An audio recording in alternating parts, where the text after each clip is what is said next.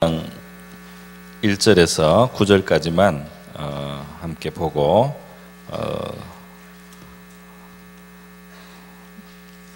뒷부분은 제가 말씀으로 전하면서 설명을 드리겠습니다. 우리 다니엘서 5장 1절로 9절 저와 여러분이 한 절씩 교대로 교독을 하도록 하겠습니다. 구약 성경 1240쪽 정도 되겠습니다. 벨사살 왕이 그의 귀족 1000명을 위하여 큰 잔치를 베풀고 그 1000명 앞에서 술을 마시니라.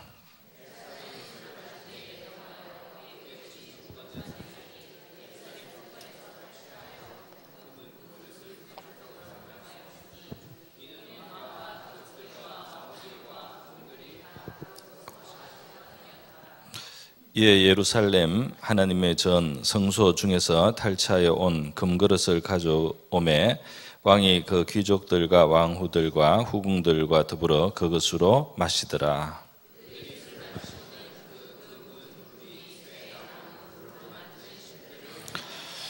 그때 사람의 손가락들이 나타나서 왕궁 촛대 맞은편 석회벽에 글자를 쓰는데 왕이 그 글자 쓰는 손가락을 본지라.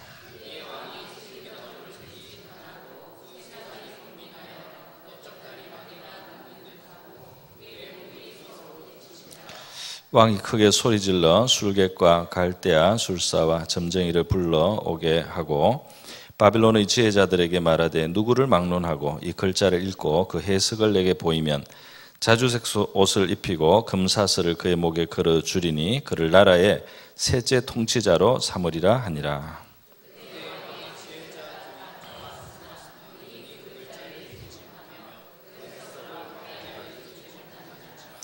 그러므로 벨사살 왕이 크게 번민하여 그의 얼굴빛이 변하였고 귀족들도 다 놀라니라. 거기까지네요. 네, 그렇게 하겠습니다. 제가 한번 기도하겠습니다. 고마우신 아버지 감사합니다. 오늘 이 밤에 우리 하나님의 귀한 말씀 저희들이 생각할 수 있는 이 귀한 시간 주심을 감사드립니다. 부족한 종에게는 작은 것이 있지만은 우리 주님께서 사랑하시는 이들을 위하여 취하시고 축사하셔서 넉넉하게 하옵시고 또 각 사람에게 필요한 말씀으로 들려주시고 또 각 사람의 마음을 주님이 만져주시며 필요한 것으로 공급하여 주시옵소서. 이 시간을 주님께 의탁하며 예수님의 귀하신 이름으로 기도드립니다. 아멘. 네, 오늘 다니엘서 5장 벨사살 왕이라는 이 바벨론 나라의 왕이 경험한 사건입니다. 여기 오늘 본문에 보면 부왕이 느부갓네살이라고 되어 있는데요. 우리 유다 왕국을 멸망시켰던 바벨론의 아주 대왕이죠. 벨사살이 있습니다. 실제로 이제 요 사이에 왕이 몇 명 지나갑니다. 짤막짤막하게 한 1년, 3년, 1년 아마 뭐 형제들이었는지 그렇게 지나가다가 벨사살 왕 앞에 벨사살 왕의 아버지 나보니두스라고 하는 왕이 있어요.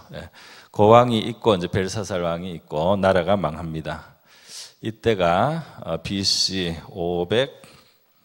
539년입니다. 실제로 이때 일어난 사건이죠. 여러분 오늘 이 읽어본 우리 같이 읽은 데 의하면 이 벨사살 왕이 상당히 그 기분이 좋아가지고 1000명의 신하를 불러놓고 술잔치를 벌였는데 이제 문제는 이 아마 할아버지쯤 될 겁니다. 이 느부갓네살 대왕 때 그러니까 시간이 별로 많이 흐르지 않았어요. 이때까지 여기 워낙 짧게 왕들이 지나가고 이 사람은 한 15년, 이 사람은 한 11년 정도 했기 때문에 세월이 그렇게 많이 흐르지 않았습니다. 이 벨사살 왕이 아주 그냥 큰 잔치를 베풀고 뭐 그 당시 최고 강대국이니까요. 아주 신나게 그러면서 이 예루살렘 성전에서 이스라엘의 예루살렘 성전에서 이제 나라를 멸망시키면서 성전에서 가져온 그 금은 그릇들 하나님의 성전에서 쓰는 이제 그릇들입니다. 여기에 이제 술을 퍼마시겠다고 자기는 이제 술 기운에 흥이 나서 그랬습니다. 이게 아주 찬란한 것이니까요. 그렇게 이걸 가져와서 술을 마시고 건배를 하면서 또 무슨 짓을 했느냐면 여기 성경에 바로 금, 은, 그리고 구리, 쇠, 나무, 돌로 만든 신들을 찬양하니라. 4절에 그렇게 돼 있죠. 그러니까 우상을 또 이걸 높이면서 이렇게 술잔치에 그걸 흥으로 그렇게 생각을 했습니다. 이게 이제 하나님 앞에서 엄청나게 지금 하나님을 무시하는 행위고 하나님을 모독하는 행위죠. 하나님을 모독했다. 하나님을 무시하고 하나님을 모독하는 벨사살 왕의 이 행위가 있었습니다. 이렇게 하고 있을 때 이제 갑자기 이 잔치하고 있는데 왕 맞은편의 벽에 석회벽에 사람의 손이 나타났다는 거죠. 아마 큰 손이었기 때문에 멀리서도 보인 것 같습니다. 1000명이 모여서 잔치를 하니까 요즘 우리나라 킨텍스 같은데 큰 데 있지 않습니까? 우리 뭐 정당이나 뭐 대통령 조창기도회 같은 거 할 때 큰 광당에서 하는데 그런 맞은편 벽에 손이 나타나서 글씨를 썼으니까 손이 아주 큰 손이 아마 천사의 손이겠죠? 큰 손이 나타나서 글을 썼는데 이 글은 지워지는 게 아니고 새겨져가 딱 써 있는 거예요. 그러니까 그 다음에 사람을 불러와서 읽게 하는 겁니다. 그 왕이 그 손을 보고 그 글이 써 있는 것을 보는 순간 이제 이 자기들의 그냥 잔치 파티인데 말이죠. 갑자기 신적인 어떤 현상이 나타나는 거예요. 있을 수 없는 거죠. 바로 손이 나타나고 모습은 없어요. 손만 나타나가지고 글을 쓰는데 아마 큰 글씨로 썼겠죠. 그런데 거기에 충격을 받았습니다. 그리고 굉장히 무서운 생각이 들었어요. 그래서 왕이 얼굴이 사색이 되고 넓적다리 마디가 녹는 듯하고 그의 무릎이 서로 부딪힌지라. 여러분 중에 이런 경험을 하신 분은 알겠고 사실 저는 안 해봤습니다. 저는 제 무릎이 부딪힐 만큼 무서운 적은 없었던 것 같아요. 근데 혹시 그런 무서운 경험을 해서 내 다리가 막 이렇게 떨렸다는 거예요. 그렇게 되신 분은 이제 그만큼 충격적이었다는 것을 아시면 되겠습니다.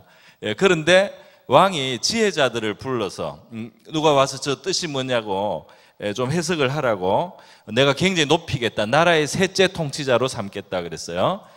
셋째 통치자. 세 번째 통치자. 우리 애굽 왕 바로가 그 요셉이 꿈 해몽할 때 둘째 치리자 총리로 삼지 않습니까? 그런데 여기는 지금 셋째 치리자라고 했어요. 그거는 배경이 있습니다. 이 벨사살 왕이 지금 왕의 노릇은 하지만 실제로는 아버지 나보니두스가 아직 죽지 않았어요. 죽지 않고 이 사람은 그 당시 바빌론 종교에 좀 심취했어요. 그 왕노릇을 하면서도 제사장들을 부르했어요. 이방 종교에. 그래서 이 사람은 자기 말년에 아들한테 정치를 맡겨놓고 제사장처럼 그런데 은둔해가지고 그 신들을 섬기는 걸 즐겨했습니다. 그래서 나보니두스가 사실은 형식적으로 이 왕궁에는 없지만 아버지니까 첫 번째 치리자고 벨사살은 두 번째 치리자고 그러니까 그 다음 되는 게 세 번째겠죠. 그러니까 세 번째 치리자를 세워주겠다 그랬습니다. 우리 이거 나온 김에 역사적인 그거 하나 설명하고 하겠습니다. 이 바벨론의 왕들의 연대기가 이제 고고학에서 발굴을 했어요. 발굴을 했더니 벨사살의 이름이 없습니다. 나보니두스로 끝나 있는 거예요. 그래서 한동안 하나님을 안 믿기 좋아하는 사람들이 이 성경이 조작됐다고 그랬어요. 이 벨사살의 왕도 없다. 그런데 어떻게 나보니두스가 끝인데 이 성경에는 벨사살이 나오고 이렇게 길에 이거 벽에다가 사람 손이 나타나는 이런 신화 속에나 있을 수 있는 이런 일이 일어나는가 하고 사람들이 이제 믿기 싫은 사람은 대부분 그렇게 생각합니다. 그렇게 해서 이 공격을 하기도 했어요. 근데 세월이 지나고 보니까 다른 문서들이 더 발견이 됐습니다. 문서가 더 발견이 됐는데 그 보니까 나보니두스가 실제로는 왕이고 이 사람은 어떤 면에서 왕의 대행이기 때문에 왕이 아니기도 한 거죠. 그래서 실제로 이 국가 이 당시에 이제 왕궁에 있는 일을 하는 왕으로서는 왕 노릇을 하고 왕자 있었지만은 아직 아버지가 살아 있고 아버지가 잠시 이 아들에게 맡겨놓은 것이기 때문에 그래서 요 역대기에는 아버지 왕까지만 하고 이 아들은 아버지 대행한 왕자다 이 정도로 해서 이제 생략을 했죠. 생략을 했는데 실제로 보니까 역사를 보니까 벨사살이 있었고 하여튼 아버지가 나중에 또 돌아오기도 합니다만은 어쨌든 이 셋째 치리자를 삼는다는 것은 두째로 왜 안 삼고 최고로 높이려면 총리 정도로 높여주려면 두째를 삼는다고 해야 되잖아요. 근데 어떻게 이 다니엘서 5장에는 셋째 치리자를 삼는가 이게 하나의 의문이었는데 그 의문이 풀렸습니다. 할렐루야. 그러니까 이 사실을 더 역사학적인 그런 발굴이 더 되고 나니까 성경이 정말 정확하다. 셋째 치리자를 삼겠다는 이 말이 딱 맞구나. 원래 이 배경을 몰랐을 때는 셋째 치리자로 삼는다는 말이 약간 이상하죠. 보통 두째 치리자로 삼겠다고 해야 되거든요. 왕 바로 다음으로 이렇게 큰 문제를 해결해 주면. 근데 셋째 치리자로 삼겠다고 한 게 조금 이상한 거예요. 그런데 모든 사실이 다 밝혀지고 나서 보니까 셋째 치리자로 삼겠다는 이 말이 정확했던 것입니다. 할렐루야. 그러니까 조금 요까지 역사, 역대기, 연대기, 바벨론의 연대기까지만 발굴하고 사람들이 나보니두스가 끝이라고 이 함부로 성경을 무시했어요. 그런데 그 이후에 더 많은 고고학적인 발굴이 일어나니까 벨사살이라고는 왕자가 다스렸었고 그리고 왕노릇을 대행했었고 했다는 것이 밝혀졌습니다. 그래서 이 성경이 정말 정확했다. 좀 오해받을 수 있게 약간 이상하게 셋째 치리자라는 표현이 그것마저도 아주 정확한 표현이었다 하는 것이 드러났다는 겁니다. 할렐루야. 좀 복잡해서 헷갈리시면 무시하셔도 괜찮습니다. 근데 하여튼 그렇다는 거예요. 셋째 치리자는 그런 배경이 있고 성경은 아주 정확한 책인 줄 믿습니다. 역사적으로도. 그러니까 조금 뭐를 알고 성경을 부인하면 안 돼요. 뭘 조금 지식을, 과학적인 지식이나 뭐 역사적인 지식 조금 가지고 성경을 도전한 사람들이 많았어요, 그동안. 믿기 싫으면 도전하잖아요. 근데 사실이 더 밝혀지면 밝혀질수록 항상 성경이 옳았다는 게 증명이 되어 왔습니다. 이제까지 200년 동안 계속 그랬어요. 그렇기 때문에 여러분은 성경의 권위에 대해서 자신감을 가지시기를 바랍니다. 어쨌든 그래서 이 글자를 읽고 해석하는 사람은 셋째 치리자를 삼겠다. 셋째 권력, 랭킹 넘버 3를 만들어주겠다. 이 나라에. 그렇게 했는데 사람이 없는 겁니다. 그러니까 더 이제 당황하고 놀라고 있는데 왕비가 아마 이 아버지 왕의 부인이나 이런 사람인 것 같아요. 와서 이제 네가 모르는 사람을 소개해 주는 겁니다. 그러니까 바벨론 이 느부갓네살 왕의 시대에 다니엘이 등용이 돼서 쓰임을 받았습니다. 고관이 되고 쓰임을 받았어요. 그 세 친구도 있죠. 그런데 이 왕이 벌써 이렇게 많이 바뀌었지 않습니까? 그 사이에. 그러니까 이제 새로 서는 왕은 새로운 또 그 조각을 해서 새로운 신하들을 등용하고 이렇게 하니까 그 사이에 이제 잊혀진 거예요. 상당히 잊혀져 있어요. 그런데 이 왕비가 다행히 기억을 하고 있는 겁니다. 그래서 아들에게 이전에 아주 어려운 대왕의 느부갓네살 왕의 꿈을 해석했던 다니엘이라는 지혜자가 있으니까 그 사람을 불러서 한번 해결하라고 이렇게 조언을 해준 거예요. 여기 지금 성경에서 다 느부갓네살을 벨사살의 부친이라고 했지만 이 부친이라는 말은 뜻이 좀 넓습니다. 성경에 할아버지도 부친이라고 쓸 수가 있고요, 조상도 아버지라고 쓸 수 있기 때문에 그거는 문제가 없습니다. 자, 이렇게 해서 이제 이 다니엘을 불러오게 되는 거예요. 다니엘을 불러왔습니다. 그래서 다니엘을 불러오니까 벨사살 왕이 내가 들으니까 너는 꿈도 잘 해석하고 이렇게 해몽을 하고 환상을 풀고 이렇게 한다더라.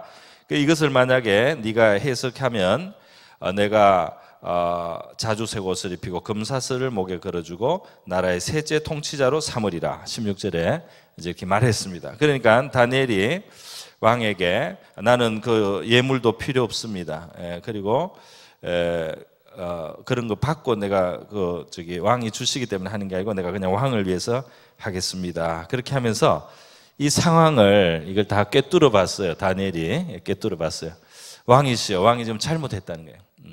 그 왕의 그 할아버지 느부갓네살이 하나님이 그 사람에게 권력을 주고 아주 그를 높이고 그가 사람을 죽이고 살릴 수 있는 그런 권세를, 아주 높은 권세를 줬는데 이 느부갓네살 할아버지가 마음이 높아지고 뜻이 완악해지고 교만해져서 하나님 앞에 패한 바를 당했단 말이죠. 하나님이 그를 쳤다, 교만할 때.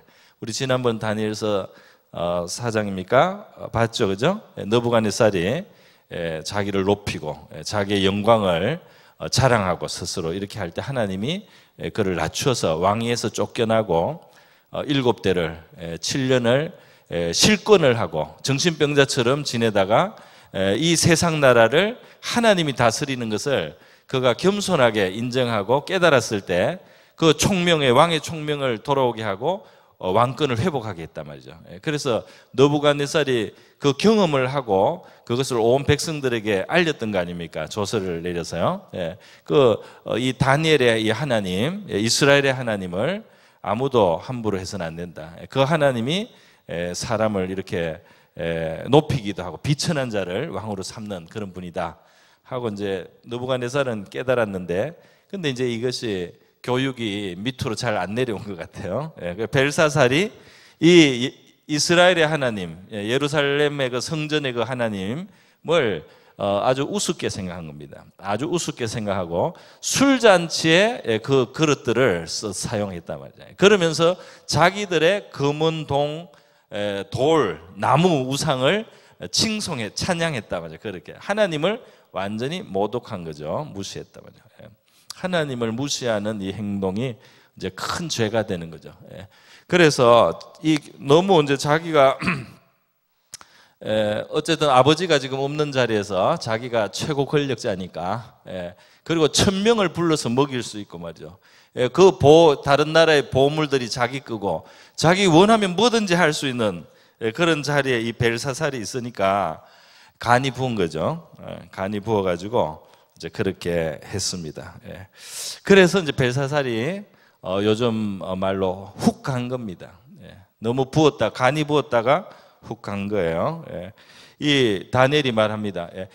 당신의 할아버지 느부갓네살이 자만하고 교만해졌다가 하나님을 두려워하지 않다가 그렇게 고생을 한 것을 당신이 알지 않습니까? 그런데도 당신이 마음을 낮추지 않고 오히려 자신을 하늘의 주제보다 높이고 그래서 그의 성전 그릇을 왕 앞으로 가져다가 왕과 귀족과 왕후와 후궁들이 다 그것으로 술을 마시고 또 왕이 보지도 듣지도 알지도 못하는 검은 구리, 쇠, 나무, 돌로 만든 신상을 찬양하고, 지금 왕의 호흡을 주장하고 계신 그 하나님을 그리고 왕의 일들을 작정하시는, 모든 길을 작정하시는 그 하나님께 영광을 돌리지 않고 우상을 이렇게 찬양하고 섬겼다.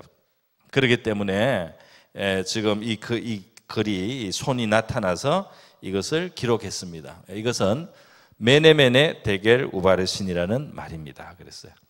이 글씨는 어떤 외국어였으면 그 중에 아는 사람이 있었을 겁니다. 외국어면. 왜냐하면 바벨론은 온 세계를 다스리다시피 하니까 거기에 학자들이나 지식인 중에 그 외국어를 몰라서 못 읽은 사람은 없어요. 그러니까 이 글은 세상의 글이 아닙니다. 이 글은 세상의 글이 아니고 천사의 글이거나 뭐 다른 글이에요. 이런 글이 있을 수 있다 이 말입니다. 저도 예전에 꿈에 한번 이 어떤 처음 보는 글을 본 적이 있어요. 제가 신앙적인 굉장히 그 고민을 가지고 있을 때 제가 존경하던 목사님이 꿈에 나타났어요. 그래서 손을 펴주시는데 손에 글씨가 있더라고요. 그 글씨는 처음 보는 글씨였어요.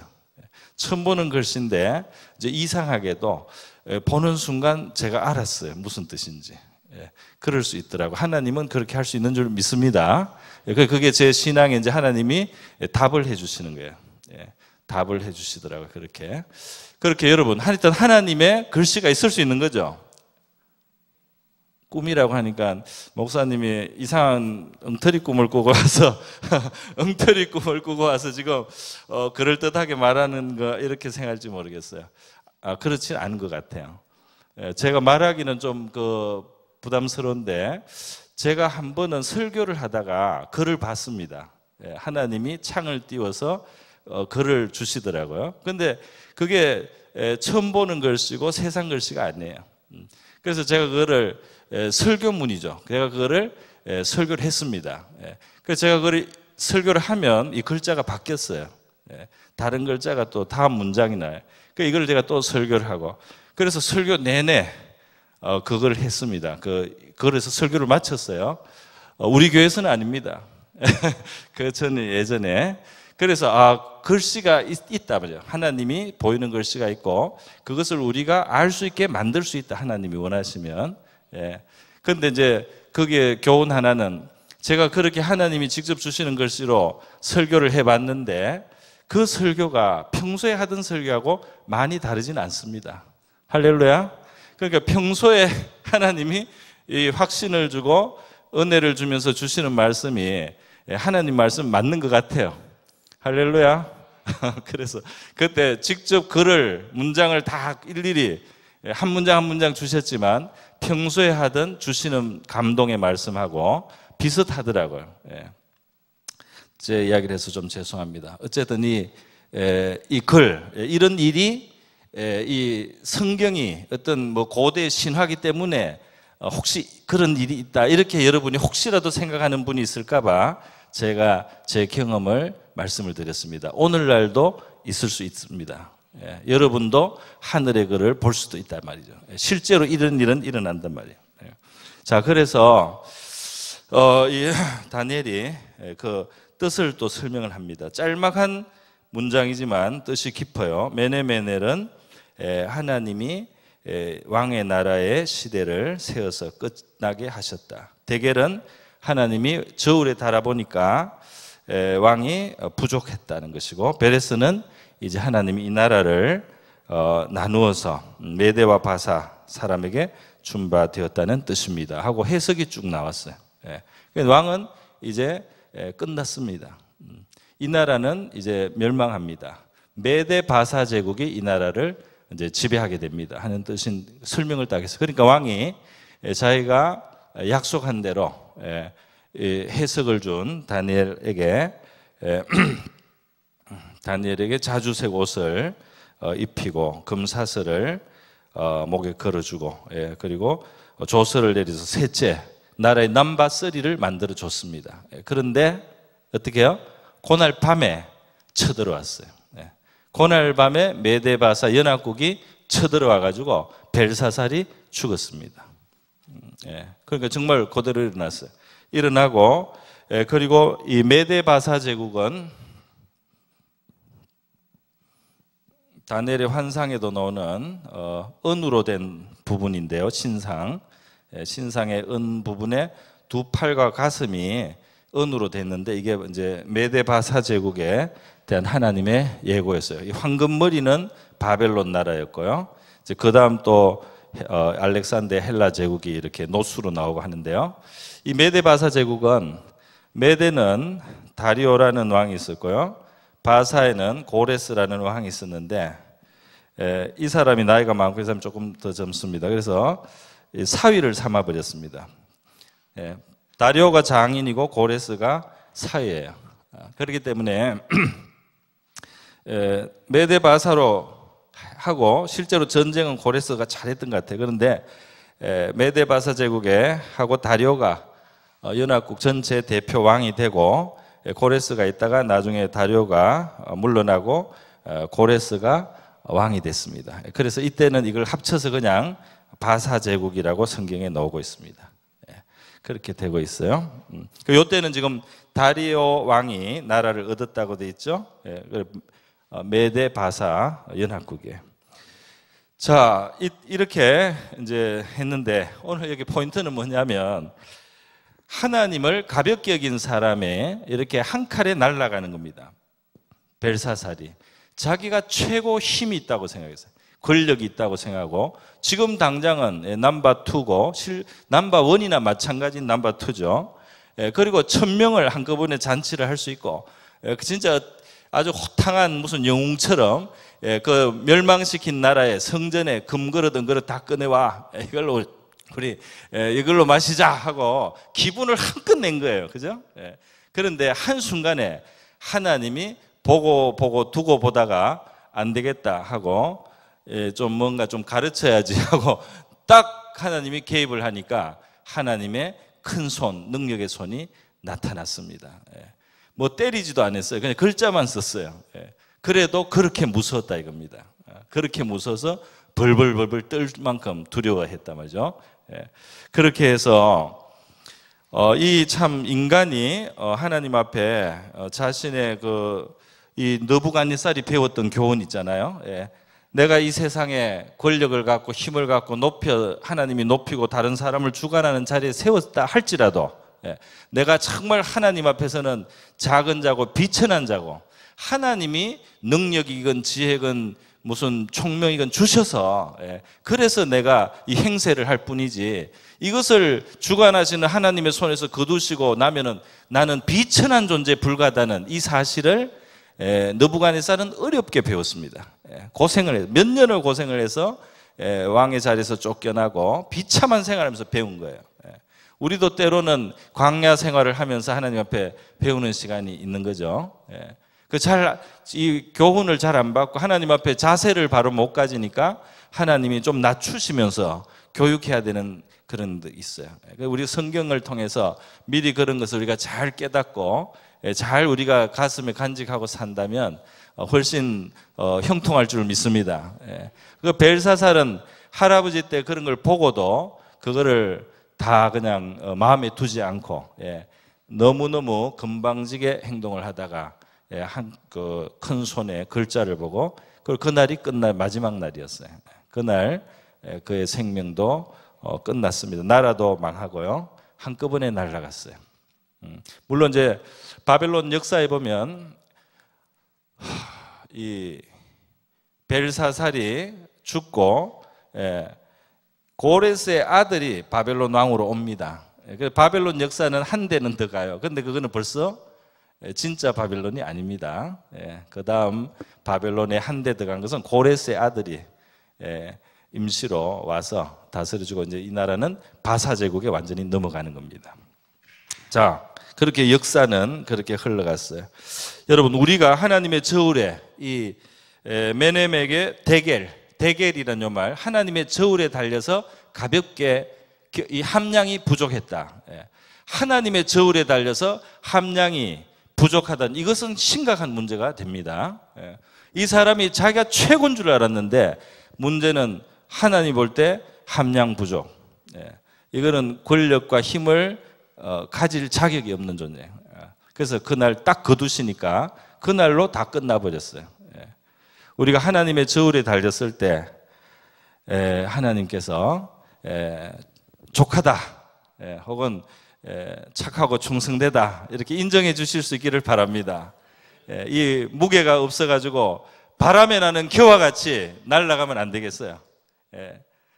악인의 꾀를 따르고 죄인의 길에 서고 오만한 자의 자리에 앉아서 하나님을 무시하고 이렇게 하다가 함량 부족, 바람에 날리는 겨와 같이 날아간단 말이에요. 심판의 바람에 날아갑니다. 우리가 진짜 하나님을 경외하고 두려워하는 알곡 신자가 되어서 이 심판의 바람에도 흔들리지 않고 유혹의 바람, 우리 죄의 자극이 와도 우리가 흔들리지 않고 날려가지 않고 하나님을 경외하고 두려워하고 자기가 정말 하나님 앞에 아무것도 아닌 줄 아는 그런 사람이 될 때 우리가 하나님께서 오히려 우리를 인정해 주실 줄로 믿습니다. 내가 대단하다고 생각하는 사람이 사실은 하나님 앞에 함량 부족해요. 그리고 하나님 앞에 자기를 낮춘 사람이 하나님 앞에는 무게가 있습니다. 하나님 앞에 자기가 별것 아닌 것을 알고 겸손하게 하나님을 경외하는 사람은 하나님 앞에서 오히려 무게가 있어요. 날려가지를 않습니다. 그런데 자기가 대단한 줄 알고 오만을 떨고 위세를 부리고 이렇게 하다 보면은 하나님 앞에 날아갈 수가 있다는 사실을 우리가 기억할 수 있기를 바랍니다. 네. 자, 여러분 보니까 오늘 이 벨사살과 나중에 등장하는 잊혀졌던 다니엘은 정말 이런 면에서 완전히 대조가 되고 있어요. 대조가. 이 사람은 한동안 잊혀졌죠. 예. 뭐 이 사람이 출세는 했지만 망한 나라의 그 포로 아니었습니까? 예. 포로였잖아요, 그죠? 예. 그리고 이제 쓰임을 받다가 등용을 받다가 이 시대가 바뀌니까 또 잊혀졌습니다. 그러나 다니엘이 다시 무대에 등장하죠. 예. 그리고 왕을 가르칩니다. 왕을 가르치잖아요. 그리고 그의 말대로 됩니다. 할렐루야. 예. 그러니까 이 사람은 무거운 사람이에요.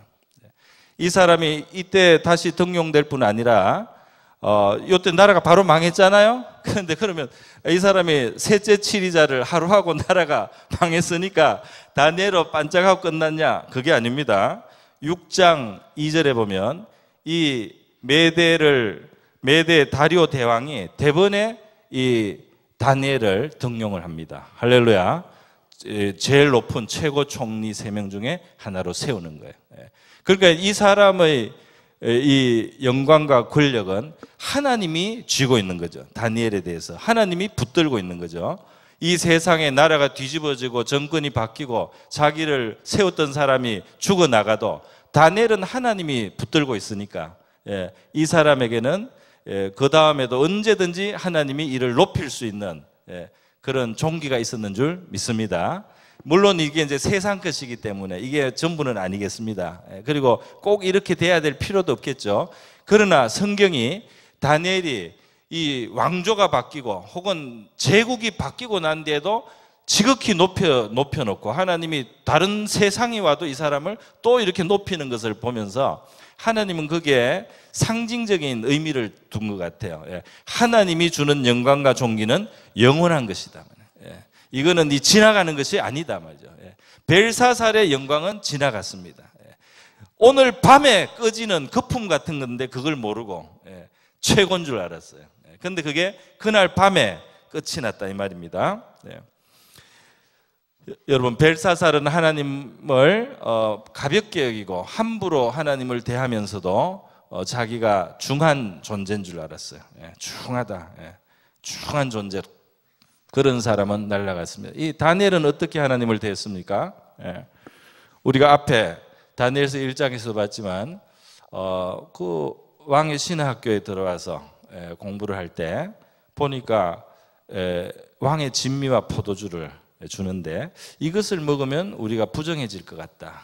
부정을 탄다. 하나님 앞에 어떤 신앙적인 결단입니다. 뭐 그 음식 자체가 뭐 진짜 뭐 더럽겠어요? 그러나 신앙적인 문제예요. 신앙적인 문제로서 그것이 무슨 우상의 음식이거나 이스라엘 백성에게 먹지 말라고 하는 음식이거나 하나님 앞에서의 어떤 문제가 있었어요. 그랬더니 다니엘과 친구들이 뜻을 정해서 그거를 안 먹고 대신 채소와 물을 먹잖아요. 채소와 물을 먹고 그래도 피부에 윤기가 나고 이렇게 해서 그걸 봐줘가지고 계속 그렇게 했잖아요. 그렇게 해서 나중에 하나님이 또 지혜와 총명도 그들에게 더 줍니다. 그러니까 뭐냐면은 그 다 같이 좋은 것을 먹이는데 일부러 채소와 물을 더 못한 것을 먹으면서 하나님 앞에서 깨끗한 믿음으로 살려고 했던 사람, 자기를 하나님 앞에 깨끗하게 살아가려고 불편한 일을 구태여 그렇게 안 해도 다 살아가는데 친구들이 하나님 앞에 믿음 때문에 이 거북하게 좀 불편함을 감수하고 이렇게 참 신앙을 진실하게 가졌던 사람들이죠. 할렐루야. 그 거북하고 불편한 게 신앙을 진실하게 가지려고 하니까 그런 거예요. 그랬던 사람은 하나님 앞에 무게가 있다 이 말입니다. 그런 사람이 하나님 앞에 무게가 있다 이 말이에요. 그런 사람이 영원한 영광에 하나님이 주시기에 합당하다 이 말이에요. 그런데 하나님을 가볍게 여기고 함부로 행동하는 사람, 하나님을 무시하고 함부로 행동을 하거나 말을 할 수 있을 때는 아무리 이 세상에서 우리가 높은들 혹은 권세를 가진들 하나님 볼 때는 정말 아무것도 아닌 거품과 같이 한순간에 날아가는, 그리고 비참한 결과를 당하게 되는 그런 가벼운 겨와 같은 인생인 줄 압니다. 우리가 하나님 앞에 정말 하나님이 존귀 여겨주시는 저희와 여러분 될 수 있기를 바랍니다. 사무엘상 2장 30절이 있는데요, 우리 PPT를 띄워주실 거예요. 그렇죠? 네, 우리 한번 이것은 하나님이 그 사자 메신저를 보내가지고 엘리 제사장이라고, 사무엘이 등장하기 전에 엘리 제사장이라고 하는 사람이 너무 잘못을 하고 있었어요. 하나님을 무시하고 이렇게 할 때 그 아들들을 그냥 내버려 두고 이렇게 했을 때 하나님이 이제 한 말씀 같이 읽습니다. 시작. 그러므로 이스라엘의 하나님 나 여호와가 말하노라. 내가 전에 내 집과 내 조상의 집이 내 앞에 영원히 행하리라 하였으나 이제 나 여호와가 말하노라. 결단코 그렇게 하지 아니하리라. 나를 존중히 여기는 자를 내가 존중히 여기고 나를 멸시하는 자를 내가 경멸하리라. 아멘. 끝에 두 줄이 핵심이겠죠. 나를 존중히 여기는 자를 내가 존중히 여기고. 여러분, 사람의 존귀와 영광이 어디 있습니까? 하나님을 우리가 굉장히 존중히 여길 때 진정으로 우리가 존귀하게 되는 줄 믿습니다. 존귀하게 되기를 원하는 사람은 하나님을 존귀하게 여기면 되는 겁니다. 그러면 하나님이 그를 존귀하게 여겨 주실 것입니다. 뭐 이 땅에서 꼭 출세한다는 뜻만은 아니겠죠. 그래도 그 영적으로 그에게 영광이 있고, 하나님의 뜻 안에서 심지어 그 고난을 받는 자 영광의 영이 그 위에 함께 있다고 그랬어요. 하나님의 뜻 안에서 고난을 당하는 사람은 하나님의 영광의 영이 이미 그 사람 위에 와 있다 그랬습니다. 그렇게 영광을 하나님은 그렇게 주신단 말이죠. 우리는 진토와 같으며 스스로 존귀한 자가 없습니다. 다만 하나님을 경외하고 존중함에 따라 우리가 진정한 존귀를 가진 자가 되며 하나님이 중히 여기시는 자가 되는 줄 믿습니다. 자기를 스스로 큰 자로 여기고 자기 도취하고 자기 훌륭하고 위대하다고 스스로 감탄하고 만족할 때 하나님께서 지극히 비천한 자임을 가르쳐 주시는 거예요. 아무것도 아니라는 걸 가르쳐 주시는 겁니다. 느부갓네살이 배웠고 벨사살이 이제 그런 경험을 하게 되는 것이죠. 여러분, 사람이 볼 때 어떻게 보이느냐, 사람 앞에 어떻게 보이느냐가 사실 그런 면에서 별로 중요하지 않습니다. 하나님 앞에서 함량이 미달되면 그게 이제 문제가 되는 겁니다. 하나님 앞에 함량이 부족하다. 그렇게 멋있게 그 건배를 하고 이스라엘 그 왕의 성전에 그 보물, 우리 잔치할 때 그 술잔으로 마음대로 우리가 쓸 수 있는 정도야, 우리가 그 정도야, 이렇게 자랑스럽게 했지만은 바로 다음 순간에 무릎이 딱 부딪히면서 벌벌 떨 정도로 하나님을 직면하게 되는 그런 순간이 왔다는 것입니다. 영광의 하나님 앞에서 우리의 모습이 된다고 할 수가 있겠습니다.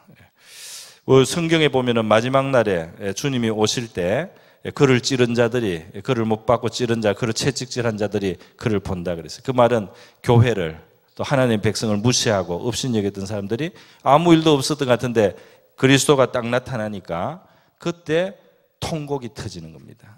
그때 얼마나 엄청난 그 문제가 있었는지 그때 깨닫고 애곡하고 통곡하는 순간이 올 것이다 말이죠. 우리 주님의 날에 통곡하지 않는 저와 여러분이 될 수 있기를 바랍니다.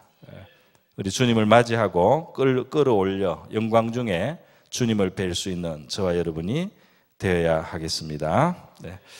네, 말씀을 이걸로 마무리합니다. 우리 사무엘 하나만 말씀하면 사무엘과 그 어머니 한나도 말이죠. 바로 이 사무엘서 아까 전에 3장 20절을 읽지 않았습니까? 그 사무엘을 보면은 또 그 어머니 한나를 보면은 이 사무엘서에 이런 말씀이 있습니다. 사무엘서 3장 19절에 보면 사무엘이 성전에서 성장을 하는데요. 그 말이 하나도 땅에 떨어지지 않았다 그렇게 돼 있어요.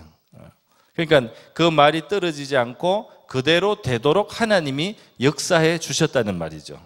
하나님이 그와 함께 하시고 그의 말이 하나도 땅에 떨어지지 않게 해 주셨다 이렇게 기록이 되어 있습니다. 다시 말해서 사무엘은 하나님이 중히 여기셨다 이 말입니다. 중히 여기셨다. 그런데 그 사무엘이 어떻게 자라고 어떻게 살았습니까?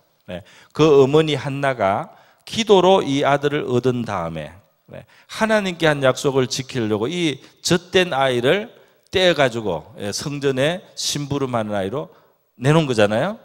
그 엄마의 마음이 굉장히 안타깝지 않습니까? 해줄 수 있는 건 기도밖에 없고 1년에 한 번 좀 더 사이즈가 크게 옷을 만들어서 가져가서 입혀주고 안아주고 그리고 오늘 와야 돼요. 그러니까 그 어머니가 이 자식을 위해서 해줄 수 있는 게 너무나 적었던 거예요. 그건 정말 마음이 너무너무 아팠을 것 같아요. 그러나 하나님께 약속을 지킨 겁니다. 할렐루야. 하나님을 중히 여기는 거죠. 하나님을 중히 여기다 보니까 자기 마음이 아픈 그런 상황이 됐어요. 그런데 그거는 한나에게도 고통이었고 사무엘에게도 마찬가지였을 줄 믿습니다. 그 1년에 그 어린애 것이 말이죠. 뭐 늦게까지 젖을 먹었다가 하더라도 4살이 됐다 할지라도 그 엄마를 1년에 한 번 만나고 엄마 품에 한 번 안기고 그 성전에서 그렇게 심부름하면서 지낼 때 그 아이의 마음도 얼마나 아팠을까요?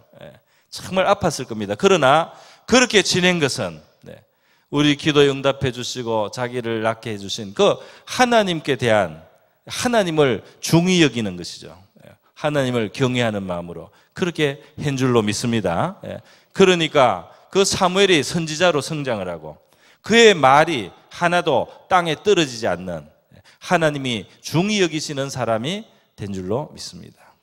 그렇게 하나님이 중한 사람을 만들어서 나라를 살렸어요. 다니엘을 사무엘을 통해서 나라를 살리고요. 한나에게도 다른 아들, 딸들을 더 많이 태어나도록 잉태하게 하셔서 그 집안의 아이들이 많아지게 만들어서 삶을 좀 잊고도 지낼 수 있도록 만들어 주셨습니다. 할렐루야.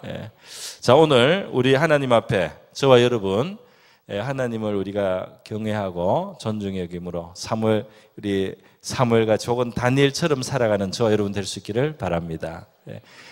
이 세상에 잠깐 있다가 사라지는 헛된 영광과 부귀가 아니고 하나님이 붙들어 주시는 영원한 종기를 누리는 저와 여러분 될 수 있기를 바랍니다. 하나님을 가볍게 여기고 말하고 행동하다가 정말 아무것도 아닌 비천한 인생 또 불행한 결국을 당하는 그런 어리석은 길을 가는 사람이 하나도 없기를 축원합니다. 우리 다 같이 기도하겠습니다. 이 시간 기도할 때 하나님, 우리 하나님의 저울에 달려서 가벼운 존재로 살아가지 않게 도와주시옵소서.